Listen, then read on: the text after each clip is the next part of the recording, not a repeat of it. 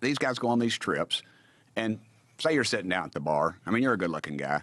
Some girl comes up to you, or some guy, whatever your interest, whatever your proclivities are, and laughing at your jokes. And, next thing you know, you're up in the bedroom naked with them. And then you think, man, I pulled this off. I was with this smoke show, and my wife and kids don't know about it. And I'm just going to, just between me and the Lord. And then, you're getting ready to make a key vote. And a staffer comes up, or a lobbyist or something. You're in the hall and says, "Hey, Congressman." I said, "Yeah, man, how's it going?" He said, "You got this big vote." "Yeah, but I'm not for y'all on this one." "Okay, we understand." He said, "Hey, were you in a motel room in Istanbul with a pretty redhead one time?" And he goes, "Oh." And they say, "Man, I don't want that out. It'll wreck my." "Well, we don't want it out. We just need your help." And that's how they sink their claws into you. They used to. And they might do that now, but I was on the Benny show and I was talking about that. Oh, man, I caught it it was leadership and members. Man, everybody thinks we're sleeping around. I said, I didn't say everybody. I just said some of y'all are.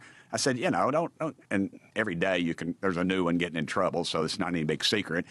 435 of us. So you get 435 people. You got to add a few freaks in there. Oh, 435 group of any human beings. Yeah, especially if you can compromise a man with beautiful women, it's not that hard to do. Or if they're gay and they don't want it out in their public or whatever. So I said this to Benny, and I caught it. And then about a week later, and I said it's probably the Chinese, the Russians, or something. They busted a Chinese prostitution ring, and what did they list as their clientele?